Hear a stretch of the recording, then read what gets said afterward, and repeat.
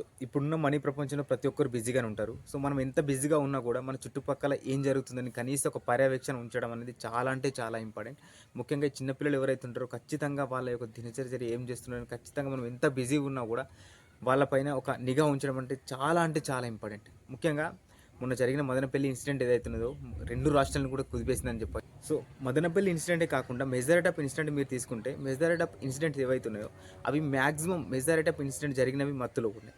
So, అసలు నిజం చెప్పాలంటే ఈ మత్తు పదార్థాలని నిరోధించడంలో గవర్నమెంట్ విఫలమైతుంది. లేకుంటే జనాలకు సరైన అవగాహన లేకనా, లేకుంటే మొత్తం మీద జనాలు ఈ యువత ఎవరైతే ఉన్నారో వాళ్ళు తప్పుదోరి పట్టడం ద్వారానా అసలు ఏంటో తెలియదు కానీ మొత్తం మీద మెజారిటీ ఆఫ్ ఈ ఇన్సిడెంట్లు ఈ క్రైమ్స్ ఏవైతే ఉన్నాయో మత్తులో జరిగిన క్రైమ్. మదనపల్లి ఇన్సిడెంట్‌కెళ్తే గోపి అండ్ స్వర్ణలత ఇద్దరు దంపతులు మదనపల్లిలో ఒక ఇంట్లో రెంట్‌కి ఉండేవాళ్ళంట. అంటే వ్యవసాయ పనులు ఏవైతే ఉంటాయో అవి చేస్తూ జీవనం సాగిస్తుంటారు. సో, గోపికి అమ్మా, నాన్న అండ్ ఇద్దరు పిల్లలు.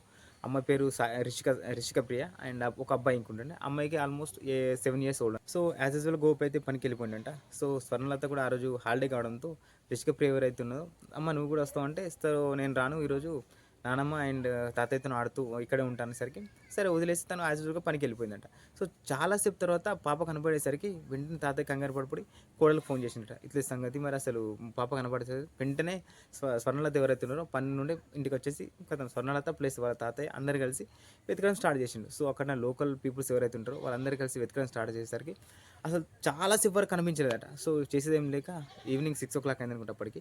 సో, లోకల్ స్టేషన్ ఏదైతే ఉంటదో అక్కడికెళ్ళి కంప్లెయింట్ ఇచ్చేసిందంట.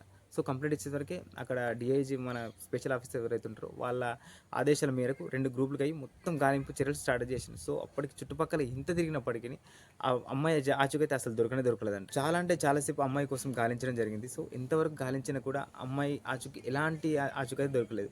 సో, అలాంటి సిట్యుయేషన్‌లో అక్కడ లోకల్ పీపుల్స్ ఎవరైతే ఉంటారో వాళ్ళకు ప్లస్ వాళ్ళ తాతయ్యకు అక్కడ కులవర్ధన్ అనే ఒక వ్యక్తి మాత్రమే తిరుగుతూ కనిపించిందని అనుమానం వచ్చింది. సో, ఇదే విషయాన్ని అక్కడున్న పోలీసులకు చెప్పడం జరిగింది. సో, పోలీసులు ఏం చేసిందంటే ఆ కులవర్ధన్ ఇంటికెళ్ళి కిటికీ నుండి చూడడం జరిగింది. సో, ఎగ్జాక్ట్‌లీ ఆ టైంలో తను తాగి పడుకొని ఉండడం. సో, అక్కడ పోలీసులకు ఒక అనుమానం వచ్చింది. అంటే ఈవెన్ ఒక క్రైమ్ చేసిన వ్యక్తి ఇంత కామన్‌గా పడుకొని ఉండే సిట్యుయేషన్ అయితే చాలా అంటే చాలా తక్కువ. ఎందుకంటే ఏదైనా తప్పు చేసిన వ్యక్తి ఖచ్చితంగా భయంతోనో లేకుంటే ఇంకేదేనితోనో పారిపోయే అవకాశాలు ఉంటాయి కాబట్టి సో, తన మీద పెద్ద డౌట్ అయితే రాలేదు. సో, మేబీ తను తాగి పడుకున్నాడేమన్నా తనను వదిలేసి వెళ్ళిపోయినట్ట.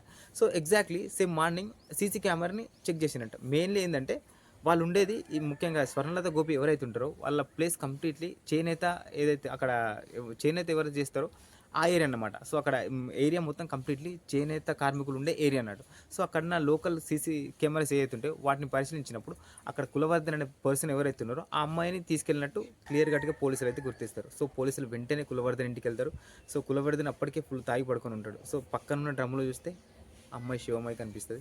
సో, అక్కడ క్లియర్ కట్‌గా అర్థమైతది. అతన్ని విచారించగా సో, తను నేరం చేసింది క్లియర్ కట్‌గా ఒప్పుకుంటాడు. కానీ ఎగ్జాక్ట్‌లీ సేమ్ సినారియో అక్కడ జరిగిన ఇన్సిడెంట్ కాబట్టి అక్కడున్న ప్రజలకు ఆల్మోస్ట్ అందరికి స్ప్రెడ్ అయి ఉంటది. సో, అక్కడున్న ప్రజలందరూ అక్కడికి చేరుకొని చాలా సీరియస్‌గా తీసుకుంటారు. సో, అక్కడ నిందితులు ఎవరైతే ఉన్నారో ఖచ్చితంగా మాకే అప్పగించాలని డిమాండ్ అయితే చేస్తారు. సో, డిమాండ్ చేయడం కాకుండా అక్కడ అమ్మాయి ఎవరైతే ఉన్నారో ఆ అమ్మాయి శివని పట్టుకొని స్వర్ణలత మరి గోపి హైవే మీద ప్రొటెస్ట్ చేయడమే జరుగుతుంది. హైవేలో ఆ అమ్మాయి శవంతో ధర్నా అయితే చేయడం జరుగుతుంది. సో, పోస్ట్‌మార్టం కోసం ఎలాంటి అనుమతి అయితే వాళ్ళ పేరెంట్స్ నుంచి రాదు. సో, దానికోసం స్పెషల్ ఆఫీసర్స్ ప్లస్ మరి చంద్రబాబు నాయుడు గారు కూడా ఖచ్చితంగా మీకు న్యాయం జరుగుతుందని ఫోన్ కాల్‌లో చెప్పడంతోనే అక్కడ ఉన్న ధర్నా ఏదైతే విరమించడం జరిగిందని వాళ్ళ పేరెంట్స్ అయితే చెప్పడం జరిగింది. సో, అమ్మాయిని యాజ్ యూజువల్‌గా పోస్ట్‌మార్టంకి తీసుకెళ్తారు. సో, పోస్ట్‌మార్టంలో తేలిన రిపోర్ట్ ఏందంటే మరణానికి ముందు ఆ అమ్మాయి బ్రూటల్‌గా అంటే రేప్ చేయబడి దాని తర్వాత సో, మరణానికి ముందు ఆ అమ్మాయి అయితే మానభంగం చేయబడిందని క్లియర్ కట్‌గా అక్కడ రిపోర్ట్‌లో అయితే వస్తది. సో, ఈ విషయం తెలిసినప్పటికిని అక్కడున్న ప్రజలు ఎవరైతే ఉన్నారో ఇంకా తీవ్ర ఆగ్రహానికి గురవుతారు. అక్కడ లోకల్ పీపుల్స్ ఎవరైతే ఉన్నారో ఆ స్టేషన్ దగ్గరికొచ్చి పెద్ద ధర్నా చేయడం స్టార్ట్ అయితుంది. సో, అక్కడున్న వ్యక్తి ఎవరైతే నేరస్తుడు ఉన్నారో ఆ నేరస్తునికి సరైన శిక్ష మేమే వేస్తాం. ఆ నేరస్తుని మాకు అప్పగించండి పెద్ద పెద్ద ధర్నా చేస్తారు. సో, వాళ్ళతో పాటు కొందరు హిజ్రాలు కూడా చేరడంతోని అక్కడ కొద్దిగా వయలెంట్ సిట్యుయేషన్ ఏర్పడుతది. సో, అలాంటి సిట్యుయేషన్‌లో ఈ నేరస్తులు ఎవరైతే ఉన్నారో అంటే తొందరగా పంపించే క్రమంలో ఓన్లీ ఒక డ్రైవర్‌తోని ఇచ్చి అతన్ని పంపించే ప్రయత్నం అయితే చేస్తారు. సో, అలా పంపించే క్రమంలో అక్కడున్న ఏదైతే ఉద్రిక్తత ఏర్పడిందో ఆ సిట్యుయేషన్‌లో ఆ రష్‌లో అక్కడున్న ఒకే ఒక్క కానిస్టేబుల్‌తోని కులవర్ధన్ వెళ్ళడంతోనే ఇదే ఛాన్స్ అని కులవర్ధన్ అక్కడి నుంచి తప్పించుకోవడం జరిగింది. సో, పోలీస్ ఆఫీసర్స్ ఎవరైతే ఉన్నారో వాళ్ళు 2 టీమ్‌లకు తీసి మళ్ళీ గాలించడం జరిగింది కులవర్ధన్ కోసం. పోలీస్ నుండి తప్పించుకున్న వ్యక్తి మార్నింగ్ చెరువులో అయితే శివమయ్య గాని ఉంటాడు. సో, ఈ పోలీసులకు ఇచ్చిన సమాచారం మేరకు పోలీసులు చెక్ చేసి సో, చనిపోయిన వ్యక్తి కులవర్ధన్ అని నిర్ధారించడం జరిగింది. సో, తను చనిపోయినప్పుడు వెంటనే వాళ్ళ అమ్మగారు అయితే బెంగుళూరు ఉంటున్నారంట. సో, వాళ్ళ అమ్మగారికి అయితే ఇన్ఫర్మేషన్ ఇచ్చింది. సో, మీ ఇట్ల సంగతి అనేసరికి వాళ్ళ అమ్మగారు అయితే రావడం జరిగింది. అండ్ ఎగ్జాక్ట్‌లీ ఆ మదనపల్లి ఎక్కడైతే ఉన్నదో అదే మదనపల్లిలో వాళ్ళ బాబాయ్ అండ్ పిన్ని ఈ కులవర్ధన్ ఎవరైతే ఉన్నారో వాళ్ళ బాబాయ్ అండ్ పిన్ని అక్కడే ఉంటున్నారంట. సో, ఆ పోలీసులు వాళ్ళకి ఇంకా సమాచారం ఇస్తే సో, వాళ్ళు క్లియర్ కట్‌గా చెప్పినట్టు మేమైతే ఆ శవాన్ని చూడడానికైతే రాము. ఎందుకంటే తను ఇలా అని తెలిసినప్పటి నుంచి తనకు మాకు ఎలాంటి సంబంధం లేదని తీర్చి చెప్పడం జరిగిందంట. ఈ రిషికప్రియ వాళ్ళ పేరెంట్స్ ఎవరైతే ఉన్నారో చనిపోయిన వ్యక్తి ఖచ్చితంగా మాకు చూపిస్తేనే మేము అప్పుడైతే నమ్ముతాం. సో, అంతవరకు నమ్మం. అండ్ ఎగ్జాక్ట్‌లీ సేమ్ టైం వాళ్ళు ఎప్పుడైతే ప్రొటెస్ట్ చేస్తున్నారో అదే సమయంలో ఎగ్జాక్ట్‌లీ వాళ్ళని అడ్డించడానికి కొందరు లోకల్ ఎవరైతే ఉన్నారో అంటే ఐ మీన్ గుర్తు తెలియని వ్యక్తి ఎవరైతే ఉన్నారో వాళ్ళ మీద దాడి చేయడం జరిగిందంట. సో, దీంతో అతనికి కాకుండా ఇంకా వేరే ఎవరికైనా సంబంధం ఉన్నదని కోణంలో కూడా విచారణ చేయాలని వాళ్ళ పేరెంట్స్ ఎవరైతే ఉన్నారో వాళ్ళు డిమాండ్ చేసిండ్రు. సో, ఇక్కడ మెయిన్ థింగ్ ఏంటంటే జరిగిన ఇన్సిడెంట్ ఏదైతే ఉన్నదో తను ఒక డ్రగ్ అడిక్ట్ అండ్ ఇంకా మెయిన్ థింగ్ ఏంటంటే గంజాయి ఏదైతే ఉన్నదో అక్కడ మెయిన్ ఎవరంటే ఈ చనిపోయిన రిషిక వాళ్ళ నాన్న ఎవరైతే ఉన్నారో సో తను ఎప్పటికీ కూడా గంజాయి తాగుతూ ఉంటాడని తనే ఒక మీడియాలో చెప్పడం జరిగింది. అంటే ఇచ్చిన ఇంటర్వ్యూ ఏదైతే ఉందో అందులో చెప్పడం జరిగింది.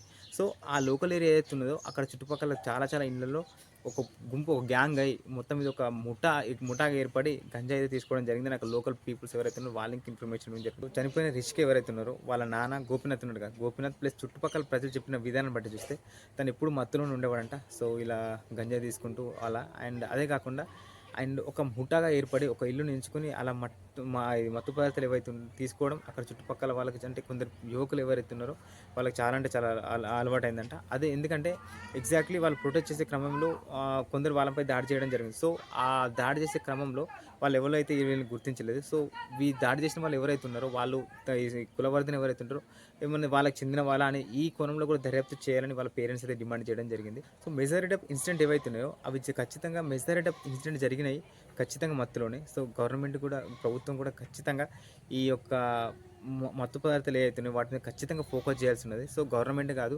ఒక సామాన్య ప్రజలుగా మన కూడా బాధ్యత. మనం ఇలాంటి కార్యక్రమాలు ఎక్కడ మనం గమనించినా కూడా ఖచ్చితంగా వాళ్ళకి సమాచారం ఇవ్వాలి. అండ్ ఇంకేంటంటే ఇప్పుడున్న బిజీ లైఫ్లో ఖచ్చితంగా ప్రతి ఒక్కరు మన పిల్లల లేకుంటే మన ఫ్యూచర్ లైఫ్ బాగుండాలని మనం ఖచ్చితంగా కష్టపడతాం. సో, ఆ కష్టపడే క్రమంలో మనం బిజీ లైఫ్కి వెళ్ళిపోతున్నాం కానీ చుట్టుపక్కల ఏం జరుగుతున్నది మన పిల్లలు ఏం చేస్తున్నారు అసలు వాళ్ళపైన శ్రద్ధ పెట్టడం చాలా అంటే చాలా వరకు మర్చిపోయింది అని చెప్పండి పేరెంట్స్ కూడా. సో, ఇప్పటికైనా ప్రతి ఒక్కరు ఒక బిజీ లైఫ్లో కాకుండా రోజువారీ పిల్లలతో మాట్లాడుతూ పిల్లలు ఏం చేస్తున్నారు వాళ్ళ మీద ఖచ్చితంగా మనకు కొంతైనా నిఘా ఉండాల్సి ఉంటుంది. సో, ఈ వీడియో మీకు నచ్చుంటే ఖచ్చితంగా like and subscribe. Thank you.